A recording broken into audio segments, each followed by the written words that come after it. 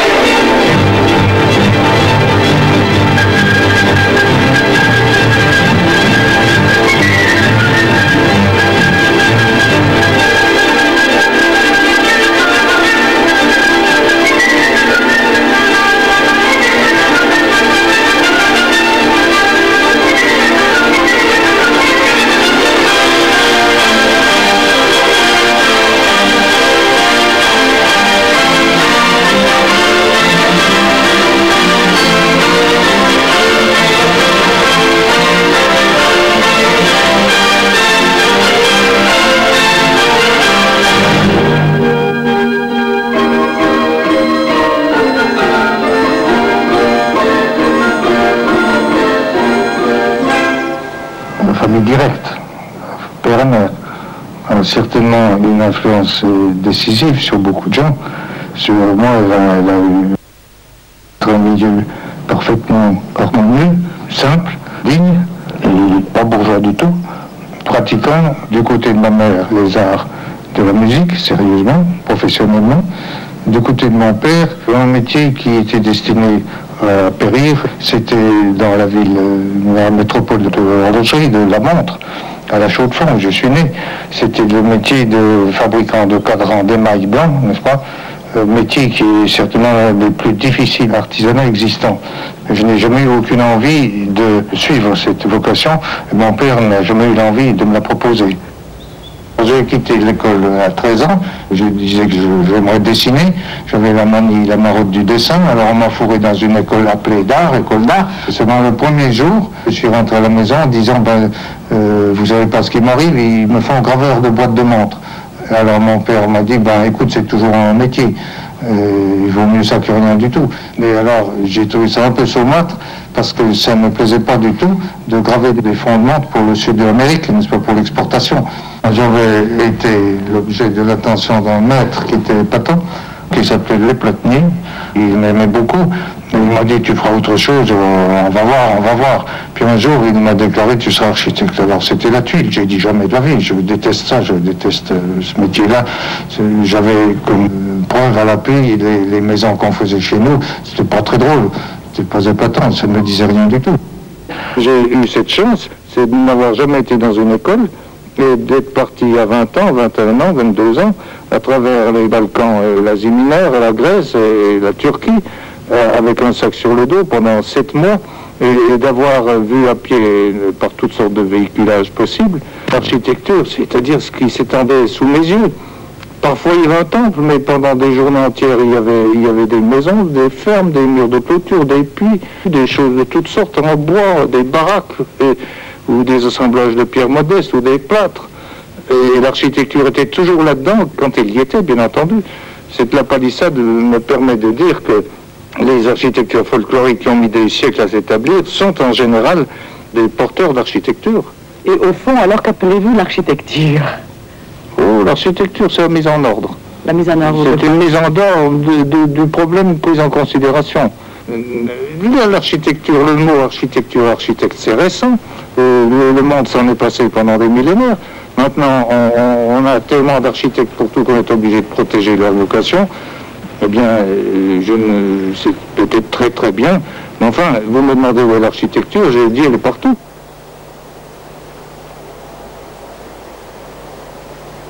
Lorsqu'une société désire construire de nouveaux logis, c'est qu'un état de conscience nouveau est né, l'état de conscience d'une civilisation machiniste.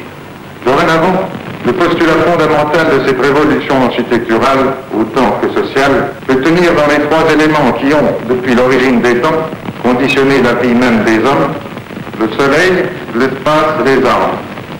Ces trois facteurs deviennent la condition même de l'immense réforme à intervenir dans les usages de l'architecture. Or, c'est ici que la faillite est totale. Les villes sont devenues inhumaines, hostiles à l'homme, néfastes à sa santé physique et morale, mais ceci est l'urbanisme. Le soleil d'abord, le nord, l'est et l'ouest.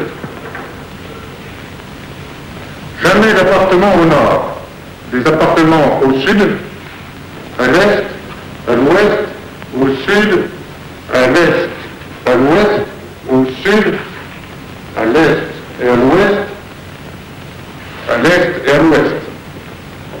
Puis le problème apporté à la solution de l'automobile, séparation absolue du piéton et de l'automobile. Voici les portes des maisons. Elles sont distantes de 200 mètres l'une de l'autre. Puis voici les autostrades pour les voitures automobiles à grande vitesse. Elles sont indépendantes de la situation des maisons. Puis des terrains de sport, un stade, une piscine, des terrains de tennis, de basketball, puis les chemins des piétons. Les piétons ont des chemins rapides qui passent à travers au-dessous des maisons, des chemins de promenade,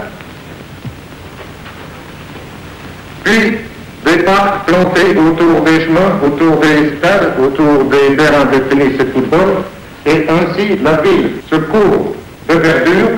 C'est une ville verte construite à 12% de surface bâtie et à 88% de parcs.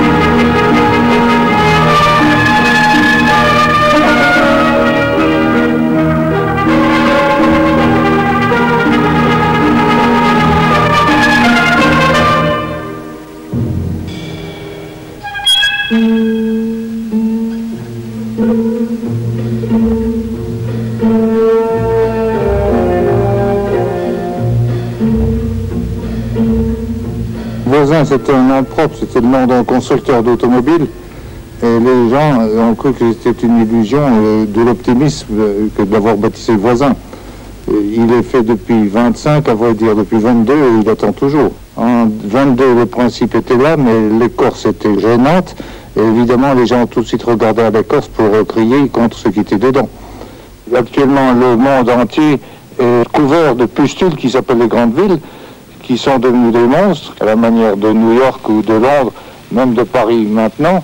Et ces gens, ne trouvant au cœur des cités que des difficultés, du bruit, de la puanteur et une vie énervante, réalisent le sauve qui peut. Comme ils ne peuvent plus circuler dans leur ville, ils disent autant sortir de ville, on a aussi vite fait d'aller à 40 km que d'aller à 5 km en ville.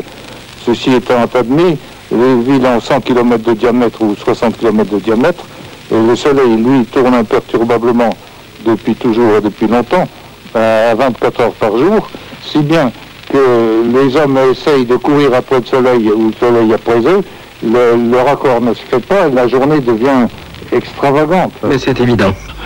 Il s'agit donc d'arriver à supprimer le gaspillage des transports en commun, qui implique une vie impossible et épouvantable pour les populations qui sont assujetties, et qui coûte au pays, à l'économie d'un pays, des sommes fantastiques, et qui déprave purement et simplement la société qui s'y trouve livrée bien malgré elle. Et alors, pour remédier à cet état de choses, que proposez-vous? Je propose ceci, de réinstaller dans la vie de la civilisation machiniste les conditions de nature qui ont été perturbées.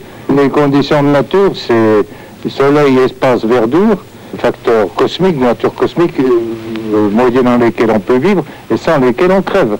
Alors, à ce moment-là, comment voyez-vous distribuer les habitations, les lieux de travail? Les techniques apportent des libertés, et que là où on ne pouvait pas aller auparavant, on peut y aller maintenant. De ce fait, vous faites la conquête des horizons, et au lieu d'avoir les vues à bout portant, de voisinage, d'avoir des villes qui, en même densité, sont faites de façades sur rue et de rues au pied des maisons, vous créez au contraire autour de ces édifices en hauteur, vous créez une libération de sol qui se chiffre par hectare, 2, 3, 4, 5, 6 hectares, n'est-ce pas? Et multipliez l'expérience, vous aurez une ville qui devient entièrement verte, et de chacune des fenêtres, et il ne s'agit plus de fenêtres, ce sont des baies et des loggias ouvertes de part et d'autre de l'immeuble, vous avez non plus la fenêtre d'en face, mais des prospects illimités avec des vues sur les horizons disponibles. Pourriez-vous nous donner quelques détails sur la façon dont vous entendez libérer la maîtresse de maison de ses charges Les charges ménagères commencent au ravitaillement qui se trouve réalisé par la coopérative de ravitaillement, laquelle est située au cœur du bâtiment. Ensuite, et c'est là que l'unité d'habitation groupée permet d'avoir le soleil, l'orientation absolument optime pour chaque logis, pour chaque endroit du logis, puis ensuite d'avoir l'espace, ce qui est une des choses que tous vont rechercher au bout des kilomètres de banlieue, et la verdure, phénomène également mis à disposition au pied même, autour même de la maison grâce au groupement.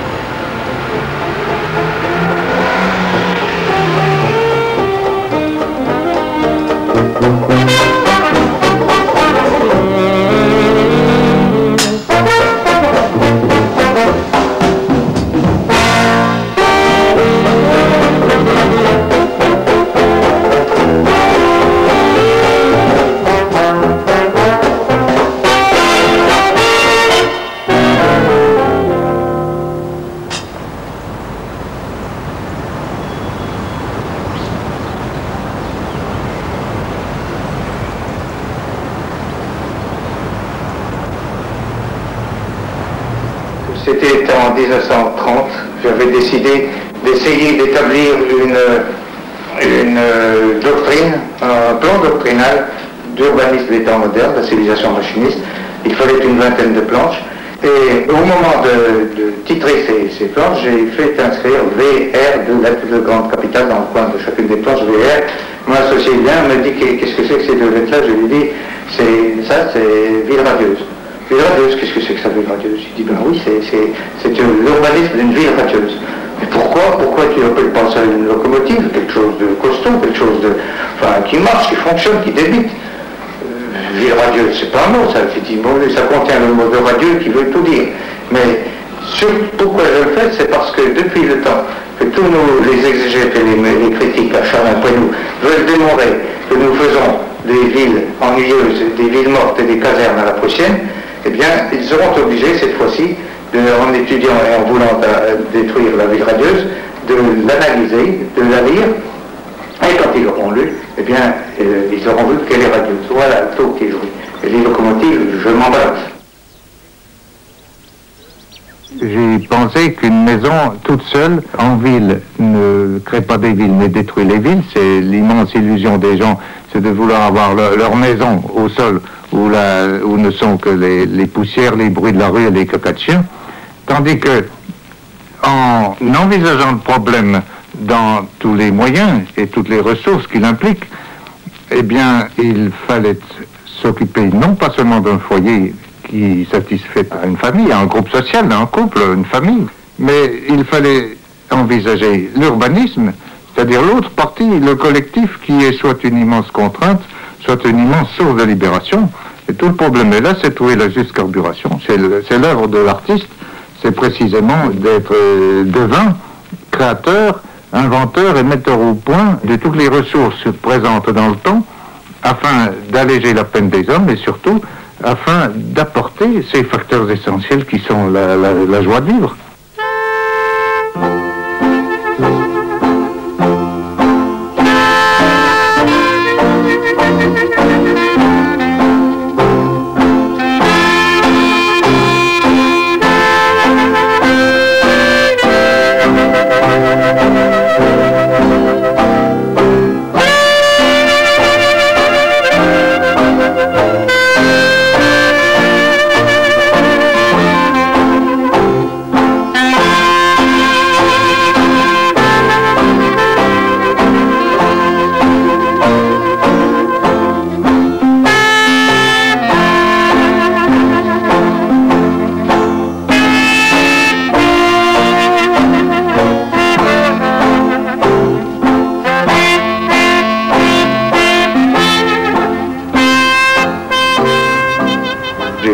bien des plans de ville qui ont été en général refoulés avec une implacable persistance et violence, n'est-ce pas? De fil en aiguille, j'ai fait les plans d'un tas de villes, Stockholm, Genève, Moscou, Rio de Janeiro, Sao Paulo, Buenos Aires, Alger. J'ai fait 8 plans pendant 13 années que j'ai proposés, qui semblaient illuminer un peu l'horizon.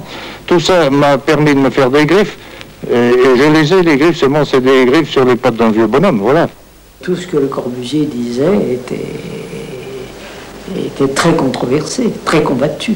Il avait des ennemis réels, hein, puisque Le Corbusier parlait d'urbanisme ou de choses comme ça regardait tout de même l'État.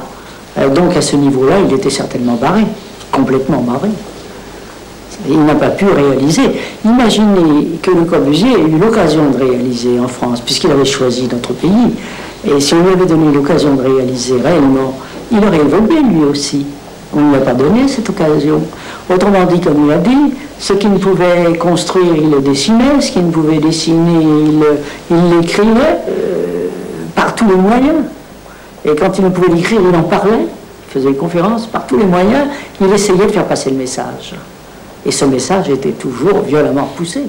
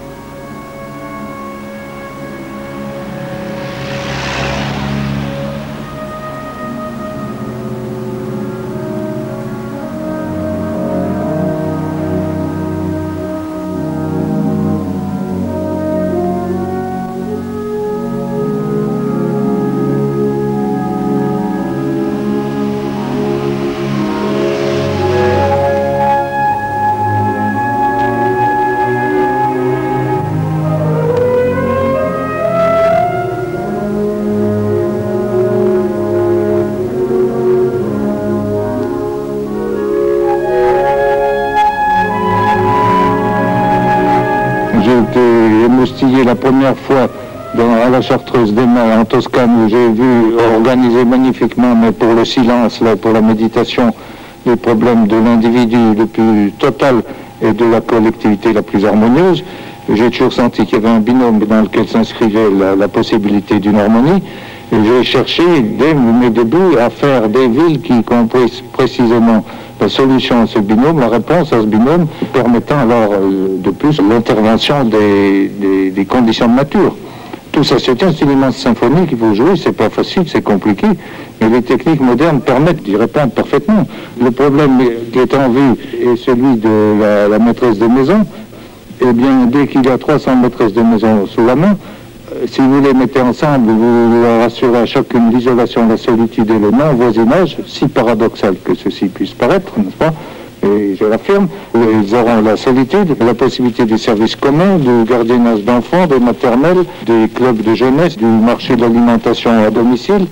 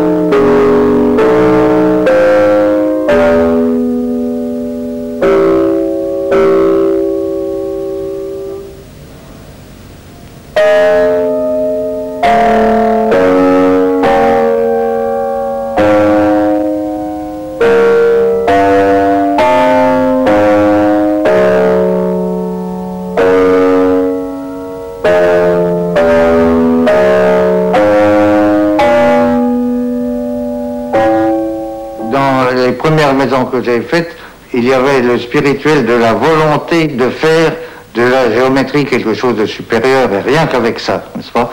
Ben, c'était un événement spirituel. d'ailleurs incompris de beaucoup de gens, mais il y avait un événement intense. C'est avec une caisse à savon faire un palais.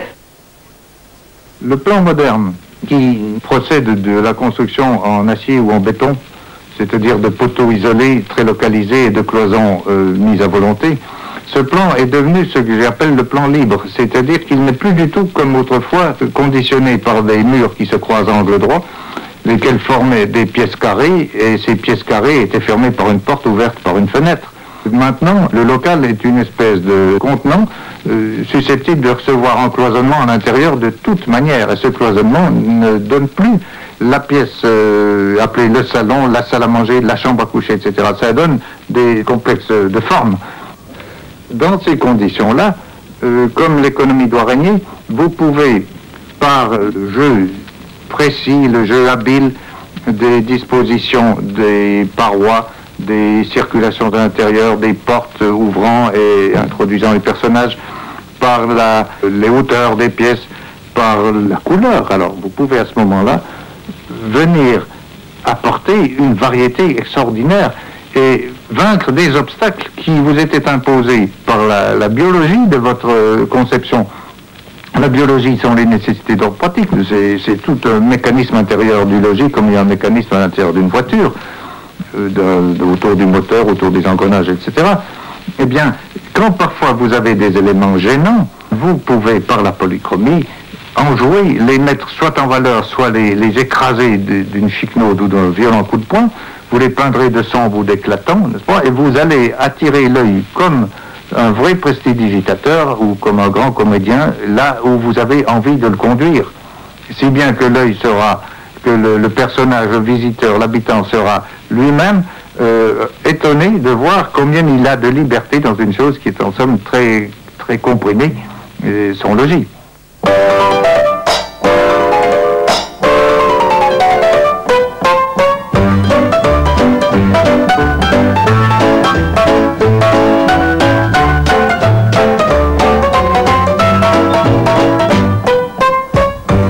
La maison que j'habite, elle est en plein Paris si vous voulez, mais on ne voit que du ciel et de la verdure. On voit le bois de Boulogne, on voit Mont-Valérien, Saint-Cloud, etc. Et mon jardin est au 8e étage avec de l'herbe et des arbres, du muguet au mois de mai. Et le toit de la maison, c'est un jardin qui est là depuis 20 ans et qui pousse tout seul.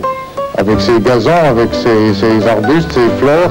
À l'occasion, je ne suis pas partisan des fleurs d'horticulteurs là-dessus. Je laisse la nature entièrement jouer son rôle par le jeu des vents, des insectes, de la sécheresse ou des incidences. Pourriez-vous nous dire de quelle manière vous signez vos œuvres? Je ne signe pas. Je n'ai signé que cette maison parce que je craignais que les successeurs ou les sociétés des bancaires ne viennent massacrer ma maison, ce qui a failli arriver. Et je crois que le fait de signer une maison la protège au point de vue de la protection artistique. Elle est signée en bas, mais on m'a enlevé le R et le I de mon nom. Enfin, c'est Corbusier tout de même quand nom est complet. Eh bien, ici nous sommes dans votre atelier. Pourquoi ces pierres n'ont pas été revêtues d'un enduit? C'est toujours la même question.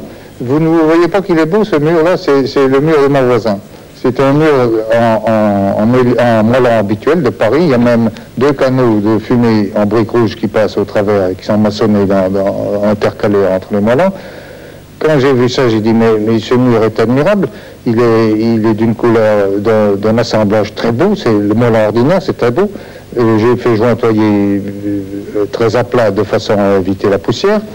Et j'ai ainsi le gris du ciment, le beige de la pierre et le rose de la brique qui donne une couleur admirable. Et pour peindre, alors c'est un ennemi de tout premier ordre. C'est un juge terrible parce que ce sont les couleurs les plus solides, les plus magnifiques, les plus denses qu'un peintre puisse avoir en face de lui. Et s'il peint sur un mur comme ceci, je vous assure qu'il doit se battre pas mal. Monsieur Le Corbusier, nous nous présentons, nous sommes 3 cambrioleurs, les cambrioleurs de la radio. Je ne sais pas si ça va vous rassurer, mais nous sommes venus vous dérober quelques objets parmi les innombrables qui ornent votre maison, des objets singuliers et à propos desquels nous aimerions bien avoir quelques éclaircissements. Et je ne veux pas vous soupçonner d'avoir découpé quelqu'un en morceaux, mais alors pourquoi ce débris d'os? Je suis architecte, je travaille en plan, en profil et en coupe. Eh bien, un aussi, ça vous donne 2 coupes, n'est-ce pas? Ce qui reste debout, ça vous donne la façade, l'élévation ou le volume, n'est-ce pas? Et un os, c'est une chose admirable qui est fait pour résister, vous savez à quoi? Au saut, au coup de poing, au coup de pied, à tout ce que vous voudrez, à supporter les efforts dynamiques. Chaque particule d'un os est subtile, archi subtile. Et la section vous révèle tout ça. Et si vous regardez votre bout d'os et que vous réfléchissez, ben vous apercevez qu'il y a beaucoup de choses encore à apprendre et que quand on est constructeur de béton, on ouvre l'œil sur un ossier en travers. J'ai un fait pour les coquillages, parce que le coquillage est une forme de merveille qui, depuis que je suis gosse, m'a toujours épaté. Il n'y a rien de plus beau qu'un coquillage. C'est l'harmonie même, c'est la loi d'harmonie. L'idée est simple, est une, et elle se développe soit par rayonnement, soit par spirale, et intérieurement, extérieurement, d'une manière étonnante.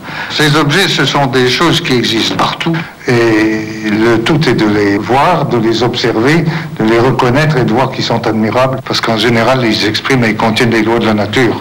Et c'est une belle formation, c'est la vraie formation que j'ai toujours recherchée. Et la seule que j'ai eue, c'est de considérer la nature, l'étudier et en recevoir la leçon.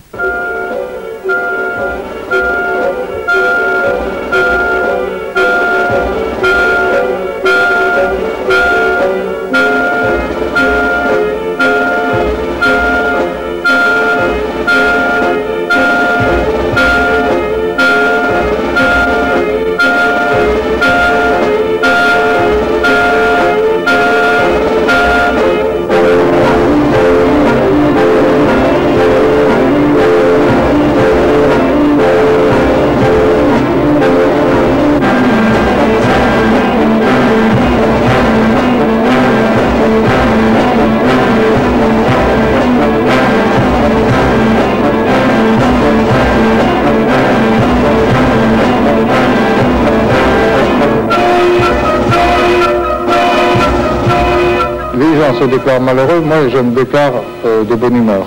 Je suis toujours partisan de l'idée de ne pas s'ennuyer pendant que nous passons notre vie sur Terre, par la dégustation des bienfaits qui sont à notre disposition partout et partout, en toutes choses. Partout en France, du nord au sud, de l'est à l'ouest, des villes gisent sous leur propre décombres. Partout s'est abattue la pluie de fer et de feu.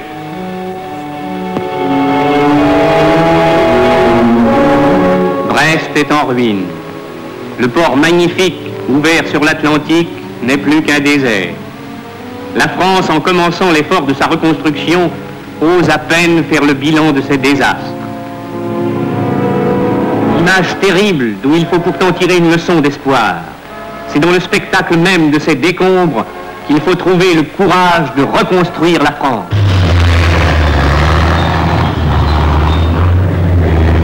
Grâce au courage d'un type qui était épatant, c'est Dautry, qui est devenu ministre de la Construction à un moment donné, qui m'a dit un jour, de suite après l'occupation, en 1944, qu'est-ce que vous bâtissez? J'ai dit 0 depuis 4 ans. Qu'est-ce que vous faites? Quelle ville avez-vous construite? Aucune. Bon, alors, il m'a dit, bien, faites un de ces gros machins que vous avez envie de faire une fois pour loger des gens. Je lui ai dit, bon, d'accord. Et il a même dit un mot, vous pourrez faire ça à Marseille, par exemple, où c'est des communistes. J'ai dit, je me fous pas mal que ce soit communiste ou quoi que ce soit d'autre. Une maison, c'est une communauté, c'est pas la même chose. C'est les 24 heures quotidiennes qui jouent le rôle là-dedans. Et je veux mettre dans des bâtiments, des unités d'habitation de grandeur conforme, les dimensions, les quantités, la contenance d'une communauté qu'on puisse gérer. À Marseille, boulevard Michelet, se dresse la haute façade de l'immeuble Le Corbusier. Il s'agit ici d'un prototype, d'une expérience considérable, d'un grand événement social. Tout cela, bien entendu, pose des problèmes nouveaux et en résout d'anciens. Cette maison a ses partisans et ses détracteurs. Cette construction a 135 mètres de longueur, 21 de large, 50 de haut. Elle comprend 17 étages, 337 appartements et une rue intérieure. Cet ensemble énorme est soutenu par 36 pilotis. Pourquoi ces pilotis? Eh bien, Le Corbusier va nous le dire. Les pilotis surélèvent les bâtiments à 3, 4, 5, 6 mètres au-dessus du sol et permettent ainsi de récupérer, de restituer la totalité du sol des villes à quelque chose. C'est quelque chose, c'est la circulation. Et qu'est-ce que c'est que cette circulation? C'est le piéton d'une part et l'automobile, tous deux en conflit. Et le conflit est tragique, vous le savez bien. Alors ces pilotis qui donnent d'ailleurs un aspect monumental étonnant ne sont pas là pour le décor et pour faire exposition des arts décoratifs, ils sont là pour être la clé d'une grande aventure urbanistique future. Parce que vous voyez vous-même d'ici, vous voyez sous la maison passer le soleil, vous voyez la ville traverser, vous voyez les pins qui dégagent sur la mer, de l'autre côté sur les montagnes, et la foule de piétons passe à travers la ville d'un bout à l'autre quand elle sera bâtie, à pied sur un parc, la ville est devenue un parc entier, et l'automobile est quelque part ailleurs, en dessous du sol ou au-dessus du sol, séparée. Vraiment, on a un peu trop vite dit que Le Corbusier construisait des taudis. Des taudis dans lesquels on ne verrait rien et où on ne pourrait pas respirer. Mais quelles sont les grandes mesures de cet appartement, monsieur? Les mesures sont extraordinairement révolutionnaires. L'appartement a 24 mètres de profondeur et 4 mètres de large, exactement 3,66 mètres, n'est-ce pas? Lorsqu'on a vu les plans de ces appartements, tout le monde a crié au scandale. Et c'est depuis 3 années un déluge d'invectives contre ce chantier qui, paraît-il, est destiné à provoquer des taudis. C'était des taudis dans l'opinion publique, dans la presse, dans les propos amicaux des confrères, c'était des taudis jusqu'au moment où subitement l'appartement où nous trouvons maintenant a été inauguré et où les gens ont vu. Et à ce moment-là, alors les mêmes vindictes se sont repliés sur un autre plan, une ligne de rocade comme on dit, et bien ils ont trouvé ce truc de dire que c'était des appartements faits pour millionnaires américains. Après avoir été des taudis, après avoir été des taudis, alors qu'on me demandait de faire des logis ouvriers. Enfin, on n'en sort pas. Vous n'avez pas vous êtes habitué à Oui, bien sûr. Monsieur Le Corbusier, je voudrais voir la cuisine. Bon, alors allons à la cuisine. La cuisine est en somme comme un bar où la maîtresse de maison trouve sur une table de travail arrangée en éventail autour d'elle. Elle trouve son fourneau à cuire magnifique et électrique, tout à fait épatant. Ensuite, sa table de travail pour travailler ses viandes, ses pâtes et tout ce qu'elle voudrait. Ensuite, une table de travail avec le double évier. Et puis ensuite, une ouverture dans la cour sur la rue intérieure par laquelle les fournisseurs apportent, livrent leurs marchandises sans qu'on ait besoin de s'occuper d'eux. La maîtresse de maison est debout comme je suis et comme vous êtes debout ici. Et là, toute cette pièce jolie devant ses yeux, avec des paysages. La nature qui est là, quand j'aurai à vous en parler, par mes théories de ville radieuse, j'entends restituer l'homme dans les conditions de nature, chose qui a été perdue totalement depuis longtemps. Alors, si vous voulez bien, monsieur Le Corbusier, je voudrais que nous allions dans la chambre d'enfant.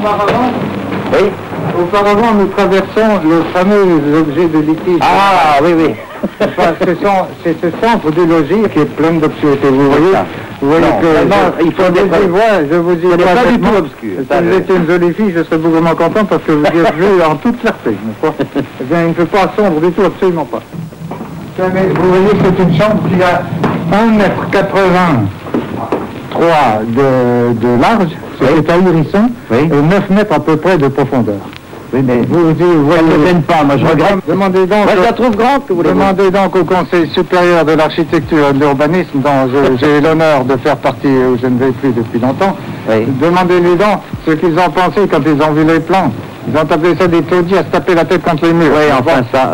N'est-ce pas? Et cette chambre qui a, sur le dessin, qui est vraiment une chambre inquiétante pour un non professionnel et qui devrait faire réfléchir sérieusement un vrai professionnel, cette chambre, vous me rappelez tout à l'heure votre grande chambre. Mais non, c'est la petite chambre d'enfant, n'est-ce pas? Et dites-moi, en toute sincérité, est-ce qu'on est allé trop dans le taudis? Non, véritablement non. Je ne suis pas de cet avis. Moi, c'est un taudis où je vivrais volontiers, enfin, mon point de vue. Autre question à présent, la question de l'insonorisation. Elle a son importance dans une maison qui contient 336 appartements. Or, je sais que cette insonorisation ici a été très poussée. On prétend même que dans vos appartements, le silence est complètement obtenu. Alors voilà, je voudrais bien savoir comment vous avez résolu ce problème. Les problèmes d'insonorisation sont des problèmes analogues à ceux de l'électricité. C'est un fluide qui passe ou qui ne passe pas. Il faut faire ce qu'il faut.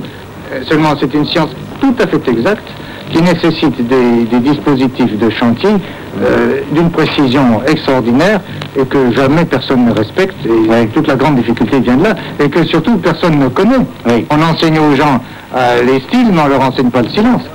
Pas à faire le silence, et ainsi de suite. Moi, je n'ai jamais fait d'architecture, mais il me semble que si je faisais de l'architecture, je commencerais à apprendre aux gens, j'apprendrais aux gens, enfin aux élèves, je leur dirais, ben, il faut qu'un appartement soit silencieux. Ouais, ben, vous ne serez jamais diplômé avec des idées comme ça. C'est-à-dire que ces problèmes ne sont pas posés, je le sais bien. Oui, oui, oui. Figurez-vous qu'on me déclare d'être révolutionnaire parce que je prétends qu'on devrait constituer les assises d'une science du logis. Ah, ça paraît tout à fait barbare, on dit vous êtes un esprit sec, vous êtes un type étroit, vous allez mettre les hommes en boîte, en caisse, etc., en cage. Il y a un tas d'histoires comme celle-là. Mais le logis, c'est... Toutes les civilisations n'ont tourné qu'autour du logis, et du logis des hommes, on a fait le logis des dieux. Le temple n'a jamais été que le prolongement du logis des hommes, n'est-ce pas? Oui, oui. J'ai fait accepter en 1933 au Congrès d'Athènes, qui a établi la fameuse charte d'Athènes de l'urbanisme, ce propos que les matériaux de l'urbanisme étaient le soleil, l'espace et la verdure, le ciment et l'acier, dans cet ordre et dans cette hiérarchie, ben, c'est réalisé ici. Vous avez ça, le soleil, l'espace et la oui. verdure. En fait, vous êtes remonté aux sources, quoi. Absolument, et je suis beaucoup plus près du sauvage, à l'instar de Voltaire ou Rousseau, qui recherchait un peu de vérité dans la société sophistiquée d'alors. Dieu sait si la nôtre l'est davantage maintenant, après la perturbation des machines, qui a mis tous en dessous et qui a créé une société déséquilibrée entièrement. Il y a un mot que Le Corbusier aime à dire, sans doute parce que ce mot résume tout son effort depuis 25 ans.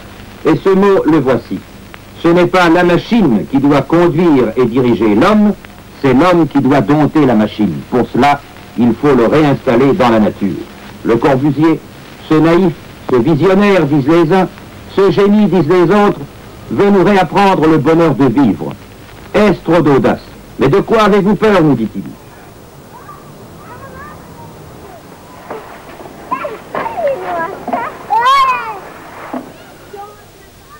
Votre architecture semble tendre à modifier les mœurs et les habitudes sociales.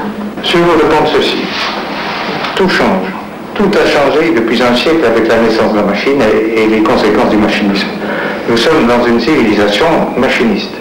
La maison individuelle, comme réponse sociale au phénomène machiniste, à notre civilisation machiniste, eh bien non, ce n'est pas vrai, c'est démagogique, c'est bon pour les ignorants, pour les paresseux, pour les aveugles.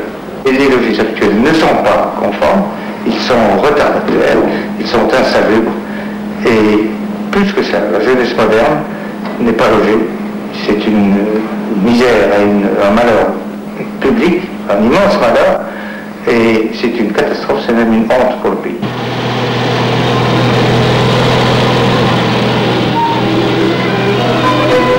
Chandigarh.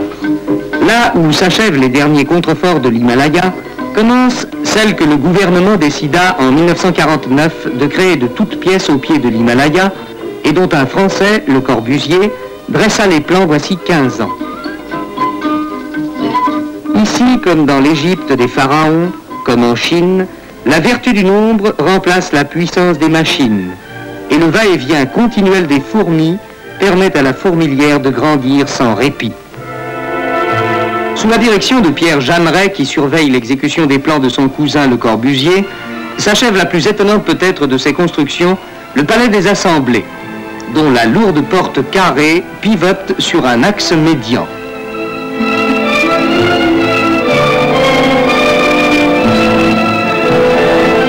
Les fresques qui la décorent portent la signature du grand architecte français. Au-delà, le Capitole, la cité administrative. Le Capitole, autrement dit, des volumes tels que les a voulus Le Corbusier. Le palais de justice a pu, dès 1955, être ouvert à l'activité judiciaire. Avec ses rampes d'accès en saillie, le long building des ministères est lui aussi en place à l'autre bout du Capitole. Chandigarh, ou le rendez-vous de l'Inde avec le 21e siècle.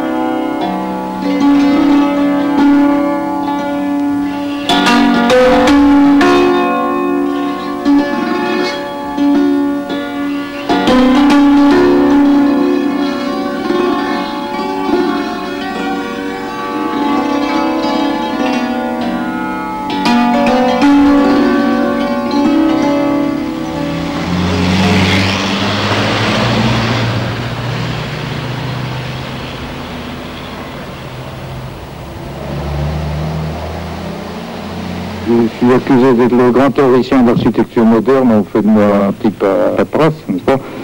C'est facile, ça arrange les affaires des autres. Mais ceci dit, je connais pas mal mon métier, j'ai beaucoup bâti un peu à gauche, à droite, partout, et j'ai fait des expériences qui, jusqu'ici, étaient toujours dans des pays tempérés.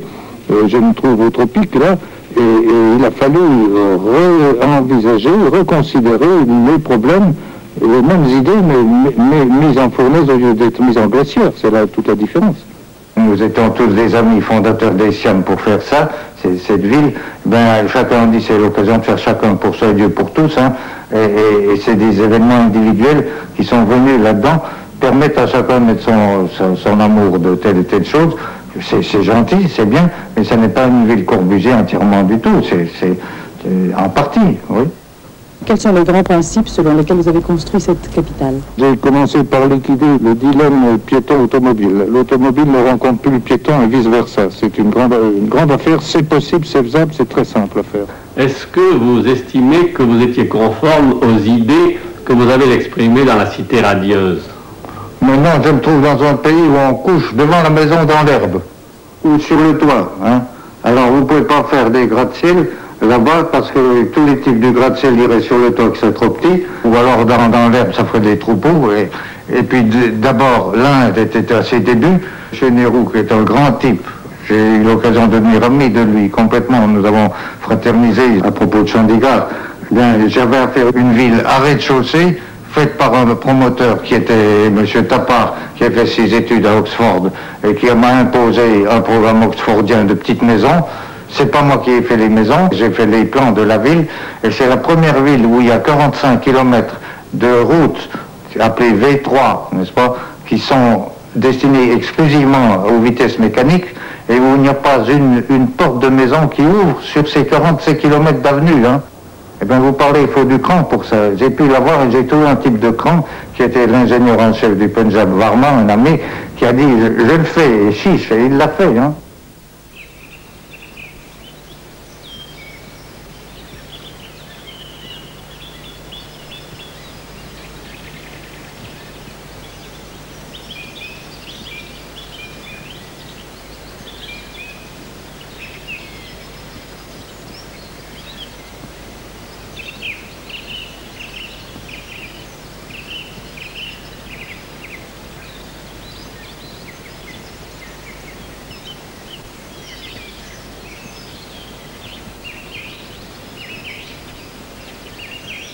J'avais les pierres calcinées de l'église qui avaient été démolies par la guerre, n'est-ce pas? Ces pierres calcinées ne peuvent pas porter. Et tout de même, je ne voulais pas les envoyer en char à rejoindre le ballast de la route.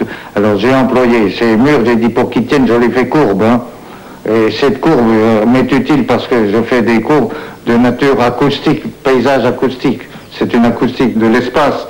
Et ça reçoit les 4 horizons qui sont différents les uns des autres. Et il y a le soleil levant, il y avait la désignation, c'est l'axe sur Jérusalem, l'autre c'est le soleil levant et le soleil couchant, le nord et le sud. C'est avec ça qu'on compose. Et dedans, il n'y a pas un signe, pas un geste, pas un outil artificiel et créé par les siècles de déchéance de l'architecture. Je n'ai pas mis un seul de ces signes dans cette chapelle de Ronchon. Et même la croix, je l'ai mise dans un endroit tout à fait significatif. Et au début, elle était mal placée, elle était dans l'axe, elle avait l'air solennelle, elle avait pas solennelle, elle avait l'air bête. Tandis que je l'ai mise comme témoin à côté, et quand on pense qu'il y a eu un crucifié là-dessus, ça c'est dramatique.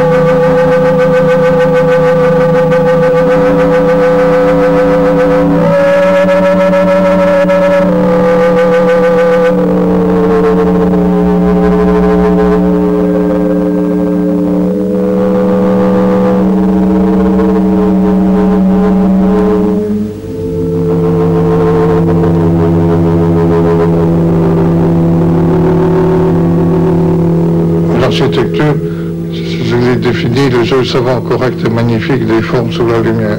Ben, c'est ma première définition, la première phrase que j'ai écrite sur l'architecture. L'architecture, le jeu savant, correct et magnifique des formes sous la lumière.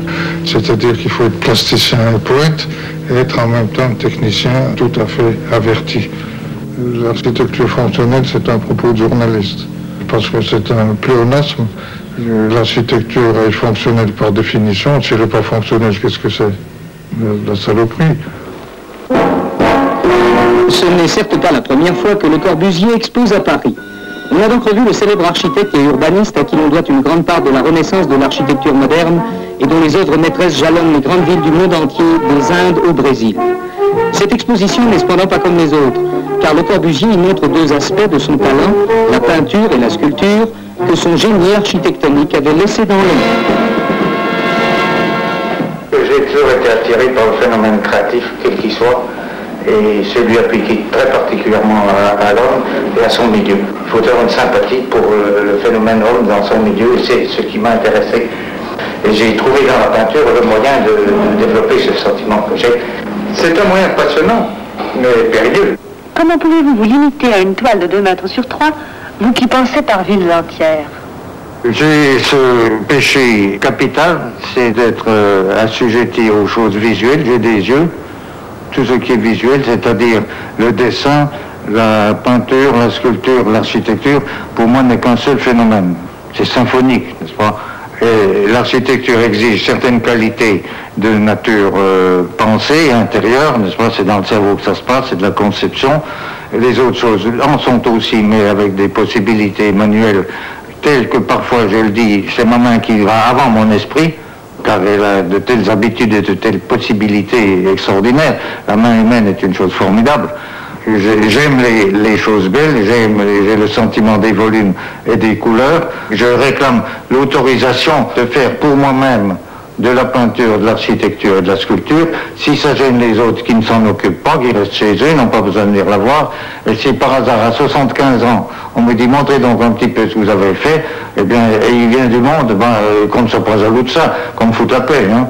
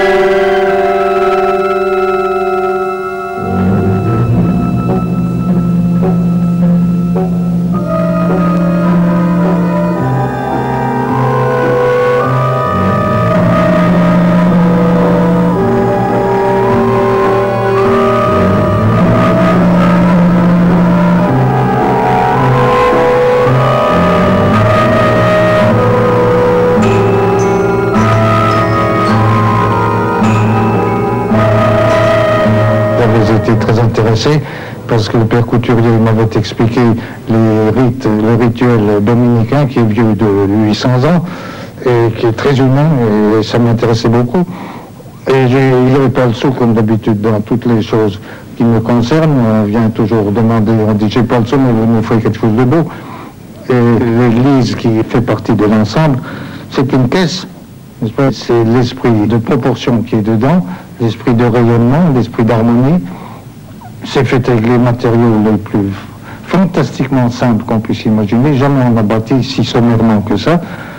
J'étais un petit peu curieux de voir la tête que ça ferait quand j'ai été le jour de l'inauguration avec la grande messe solennelle avec le chant grégorien admirable qui était chanté là-dedans. J'ai été ravi, le but était atteint et je crois que tout le monde qui était là a ressenti ça comme une grande impression. Même l'archevêque de Lyon m'a fait un petit discours à un moment donné après la cérémonie. Il m'a dit qu'il s'était converti à Le Corbusier ce jour-ci, parce que jusqu'alors il croyait que Le Corbusier était quelque chose comme un diable, et qu'il s'apercevait que je savais faire, non pas l'art religieux si l'on veut, mais un art des lieux de prière et de méditation, ce qui est le phénomène et la manifestation du sacré dans le cœur humain.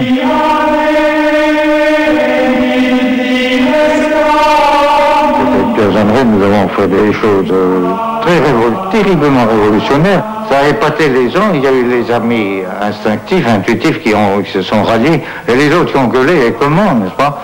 Et on a même voulu à un moment donné m'avoir en me faisant entrer à l'Institut, alors j'ai dit non, c'est pas. Ah, pourtant on m'a dit que les grands pontifs de l'Académie des Beaux-Arts seraient très contents de vous avoir avec eux. Ben oui, seulement je leur ai dit voilà, moi j'ai peur du diable, alors... Est-ce que sans le béton, vous auriez pu concevoir votre architecture? Est-ce que vous n'avez pas été tout de même dominé par ce matériau? Moi j'ai été dominé par la bête homme et femme, n'est-ce pas, et enfant, par le sang familial qui est la famille, n'est-ce pas, le foyer. C'est de donner à l'être humain sa coquille, hein. Je fais mon architecture, elle est cohérente comme un organisme vivant, elle est biologique, si vous voulez un mot bien embêtant, n'est-ce pas? Elle est biologique, il y a un support osseux, il y a des forces musculaires, il y a des réseaux sanguins, lymphatiques, nerveux dedans, il y a tout ce qu'une biologie comporte d'impeccable, c'est dans mes maisons. Et je l'ai mis, c'est pour ça que je suis un pauvre forçat du travail.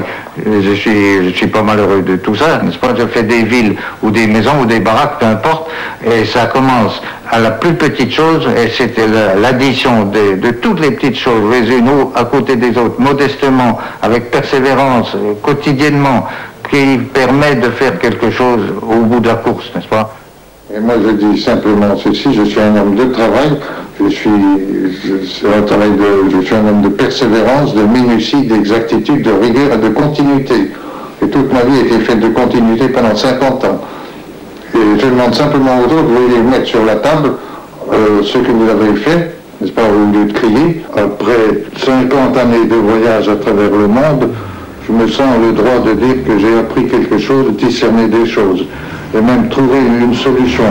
Lequel de mes négateurs sempiternels peut-il me contester ce droit? J'ai mesuré que les hommes politiques sont demeurés non pas indifférents, mais étrangers à l'urbanisme, en dehors de l'urbanisme.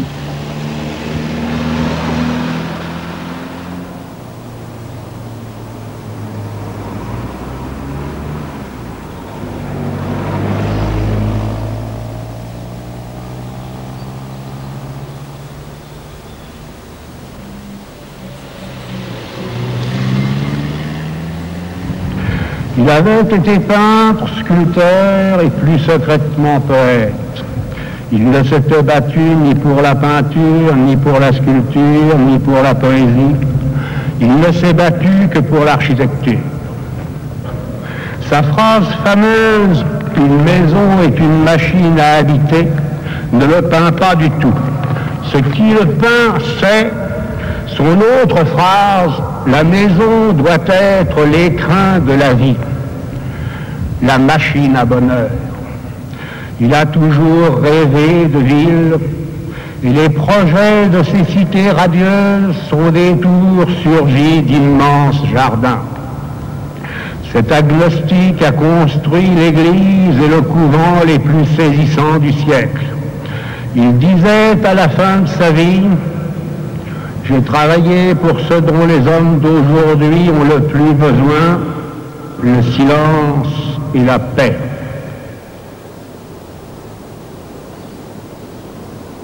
Si j'ai un petit titre à la reconnaissance publique, c'est non pas d'avoir fait des palais, car j'en ai tout de même fait quelques-uns, mais d'avoir, dès que j'ai abordé le problème de l'architecture, ou des arts, ou de l'expression de la sensibilité humaine, j'ai eu le sentiment que le logis était le temple de la famille, et qu'il y avait quelque chose de grand à tenter de ce côté-là, qu'il y avait là-dedans une grande part du bonheur humain.